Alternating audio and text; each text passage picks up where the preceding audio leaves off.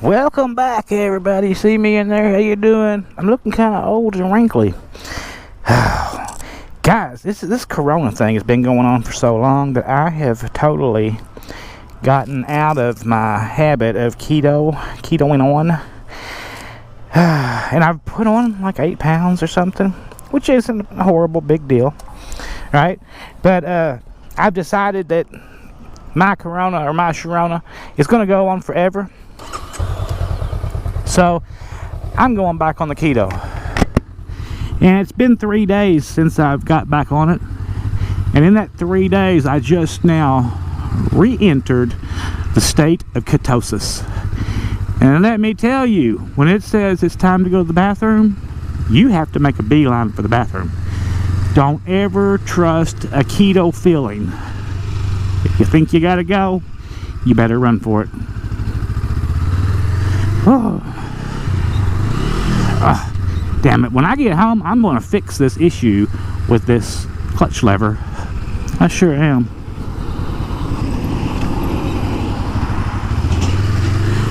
It's a pain in the butt to push it down every time to go to the next gear. But what's the alternative? Not ride. There we go. Yeah. So when I was at the shop picking up parts and stuff, I asked them if they thought that maybe I could have got some road salt, you know, in the shifter mechanism there, and they believe that it's probably a good possibility that I did, and I think I did. So that's what I'm going to do, is pull it out. And they agree that yeah, there's a grommet in there, and so it should be a very easy job to do to get that cleaned up. Maybe, hopefully, we're going to find out. But we'll be doing it while we're ketoing on, because I'm going to stay near to the bathroom. Because when you first go back into ketosis, let me tell you, you've got to run to the bathroom. Ain't that terrible? I mean, it really is to be a slave to the bathroom. I'd rather be a slave to the bathroom than a slave to George Soros. You know, we want to get all technical about it, right?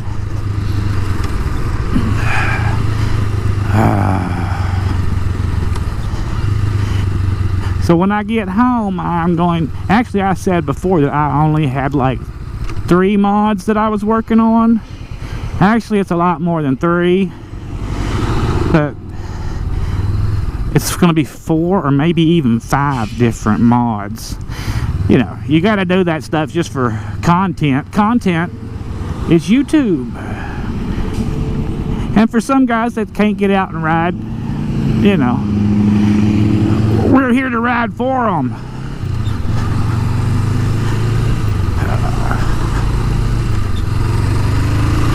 Oh, hello, big trucks.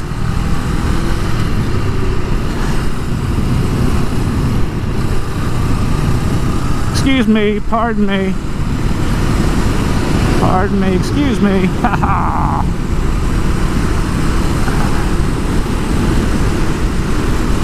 Okay, I've been thinking that right here I'm going 65, and you can comfortably ride the Rebel at 65, but you wouldn't want to run it at 65 for, you know, hours on end. You would get tired. You will get tired, right? At 70 it's actually kind of unbearable, except for a very short burst of speed. They'll run 70, 80, 90, 100, whatever, but you can't do it. It feels just like it's going to blow you off the bike. Now, y'all know that I am a naked bike man, right? I've talked about that. But my point is that when you're traveling like I do, like say I want to park and I've got to park 2 hours away from Glacier National Forest because I want to go there, right? Or some BLR land that I want to go ride on. I might have to ride 100 miles to get there. And one holdback on this bike is the size of the tank. I really am wanting a 4-gallon tank, but I'm not going to get one for this bike. I don't believe that's going to happen. I think they're like $600 or something. But you can go to a bigger tank. And I might do it. $600 ain't too much to spend over buying another bike. So that might happen. But in order to ride comfortably for 100 miles somewhere and 100 miles back, you have to think of things like your seat, you know. So that's why I went ahead and upgraded the seat to this really comfortable Mustang seat. But what are some other things that you might want? When you still want the naked bike look, there are some little windshields that will get the wind off of your chest. So that's something to think about, right? And now if you're going on these longer rides, you might need some damn saddlebags. And I didn't want to put no damn saddlebags on this bike. But then now I've got to think about it, because this is going to be the lost year. 2020 is the lost year. We may come out of it being a Marxist nation, I don't know, or a fascist nation, however you want to apply it. I could see it happening, but while it's happening, I'm going to enjoy myself the most, the best I can, before they come and take my bikes and say, oh, you've got 6 bikes, we need to give 4 of them to the underprivileged, something like that. I can see that happening. Or, oh my God, I hope they don't take my money. I think I'm going to take my money out of the bank and hide it. I mean, why not? They can't take it if they can't find it. I don't know. Let's give this guy the wave. So that there, gave him the wave, made him happy. So that tells you right there he probably wasn't on a Harley, because the Harley people kind of snob you in the Midwest normally. Unless he was a newer rider, in which case he's just happy to be out riding. He don't care what he's riding. Hell, he probably thinks I'm on a Harley and I'm not. Don't want to be on a Harley. Boy, the wind is pretty vicious today. But anyway, I don't know which way the world is going. I think it's in total meltdown mode. You know that way back when they penned the Constitution, they actually, I don't remember who said it, but they didn't expect it to last, 200 years. They called it an experiment for America, and they did not expect it to work, because they knew that once people got to a position where they realized they could vote things for themselves, like the Democrats are like, oh, I'm going to give you money, so vote for me. That's what would happen. And they knew it would destroy the system. That we have spent this much time in our society as a free country has been an amazing thing. And the fight for liberty is real. And most people they don't have enough fortitude to stand up and fight for liberty until they're cornered. And I know that I hate posting stuff that other people can construe as racist, because that's just how they operate. They say, oh, you must be a racist. Why can't I just be an American? If you're an American, if you are a human, why can't I just be a human? That should be I'm a human American. Okay, that's the only hyphen you're allowed to use, sucker. But you know what I'm talking about, right? I've made some people that I really liked. I still like them, but they're mad at me now, because I feel like they're capitalizing on the racial tension in America today for their YouTube venture. And one of the guys told me that I had an agenda. And I was like, and he said my agenda was for somebody else other than him, I think. That kind of offended me. I had to tell him. He told me he gave me a pass originally. Well, I don't want your pass. Don't give me a pass. You want to sit down and have a conversation? Let's sit down and have a conversation. But don't give me a pass. Oh, I got a real good analogy. I'll just share it with you guys. All right. When my kids were younger, you take care of them because they are your kids, right? When they all became of age, for 10 years after they became of age, or more than 10 years, I realized I was still paying for their telephones and their car insurance, and they was not being productive citizens because I was holding their hand, right? Now, I didn't realize I was holding their hand because somebody else was doing it kind of behind my back, right? So anyway, when I put an end to that, it did take 2 years. But every one of my kids, once I kicked them out of the nest And that's what you have to do, is kick them out of the nest. They all became productive citizens. They all started working hard. They all have good jobs. One of them's bought a pizzeria, and her and her husband are doing real good for themselves. See, they got married. Instead of just dating and having a good time, they actually got married. They actually made money and became productive. So, my analogy is, who in America are we coddling and taking care of in ways that we shouldn't be taking care of? But somebody else gets a vote for it, right? And people have a tendency to do what they think is best for their money situation, no matter how they personally feel about anything else. I remember when I was a young man, and I didn't like my mom a whole lot because she was so hard. And I mean, hard on everybody. So I kind of considered myself a liberal. All right, I really did. I was a liberal. All right, so then I get in the military, and I'm in basic training, and I'm not registered voter or anything yet, because I'm only I just turned 18. And the drill sergeant came around, and he registered everybody to vote. My drill sergeant was a black guy from South Carolina, and not that that matters about any damn thing. He was actually an asshole, as most drill sergeants are, right? But anyway, he explained it to us this way. He said, whatever your political affiliations, I'm going to talk to you about money. He said, in the military, whenever the Democrats are in power, they cut our funding. We don't get bullets. We were training without bullets, guys, at this point in my military career. He said the Republicans give us raises and take care of us. He said, so you make up your mind, if you're going to make this a career, how you want to go with it. So I voted with my pocket. And I said, well, if I'm going to get paid more, I'll vote Republican. So I did. Ronald Reagan won, and we got like a 3.5% pay increase. See, and we actually got bullets back again, guys. We got bullets to train with. That was that was very super important to have bullets. You know, you don't want to run around without bullets. You look like an idiot. But that led me on because I was already a student of history, but of liberal history. So now I start digging in, and this is also a problem in the schools today, is schools don't teach people anything. They're just bastions of idiocy, right? All right, so I get to digging into history and economics. Dude, to do something. And I learn a lot.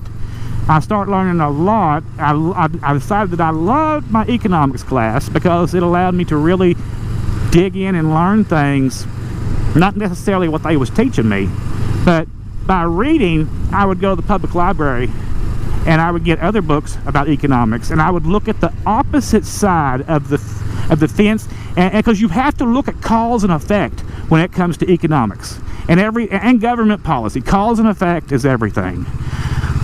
So it led me down a rabbit hole of conservative thinking. I became conservative with my money, and I became conservative with your money, and conservative about my feelings. Now, when it comes to social issues or anything like that, I'm very liberal. You know, I don't care if you're gay or if you make love to a monkey or a horse, or, you know, say if the horse is going to put up with it, hey, good for you, you know. Now, if the horse don't like it, he's probably going to let you know. So, you know.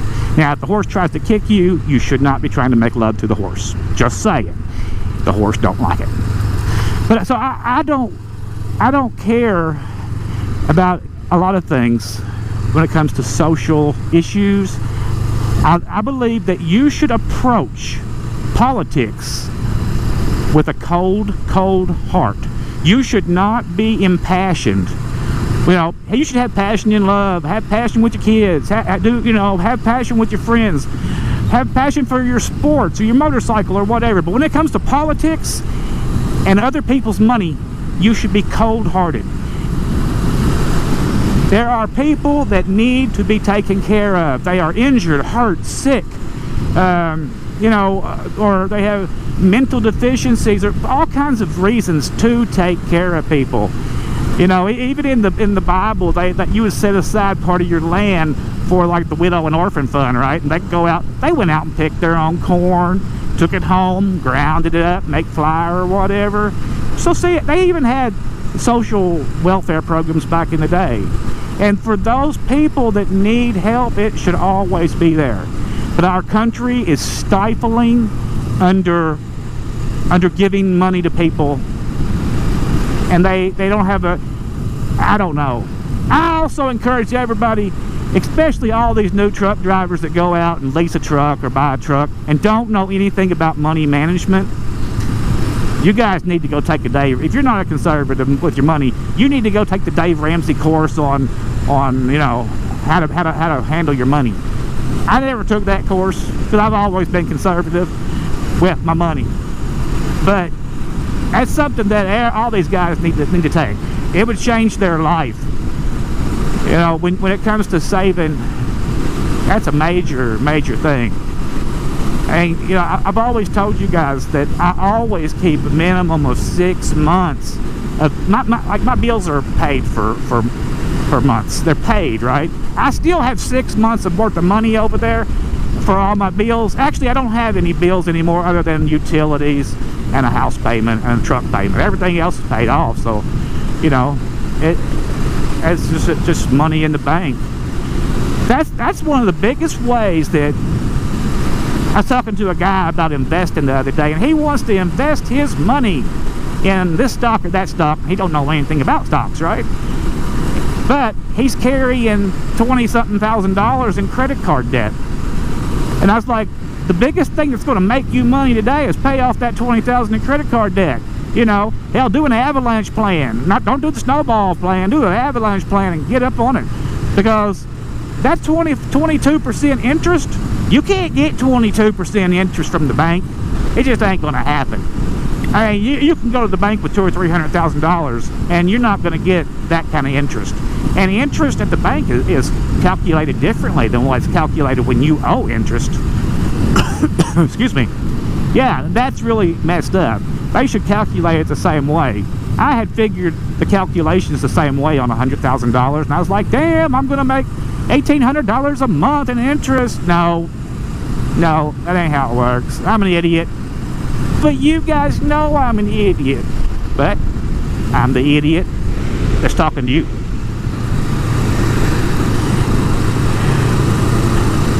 But the government don't think about cause and effect. They really don't. They just think about votes. You got Nancy Pelosi over there. And I think that, why don't they kick George Soros out of this country? And every group that he funds, why don't they call them terrorist organizations and kick them out of the country too? Oh man, this country would be so sweet. I think we should everybody says I don't want nothing to do with California. I do. I love California.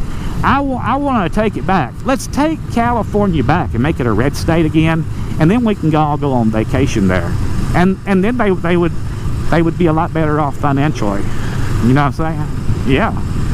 Because somebody would want to come there that's legal instead of illegal. Ooh. Well, that's an unheard of thought. That might involve work. People don't want to work. They don't. They want to do the least amount possible. I try to do the least amount possible with the biggest gain. It's terrible over in the trucking niche, though. It really is. I've only seen the motorcycle people get in one big row, and that was when Yami Knob had that wreck and blamed it on that lady.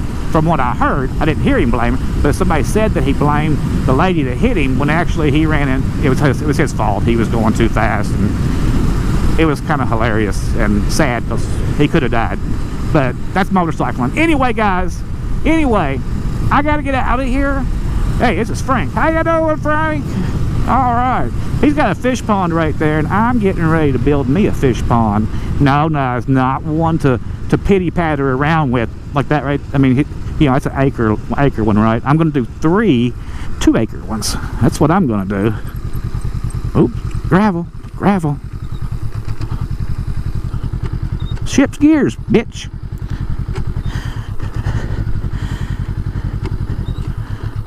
Oh, see how this is? You can't make quick movements. All right, I got it in gear. Oh, now I found neutral. Oh, what a pain in the ass this has been. It just started it back in the fall, but when it first started doing this, it only did it for, you know, a few minutes, and then it would run smooth. That's why I think it's salt buildup, because it got worse as the winter got on. So I bet it's corrosion. Corrosion is your enemy, just like the Democrats is.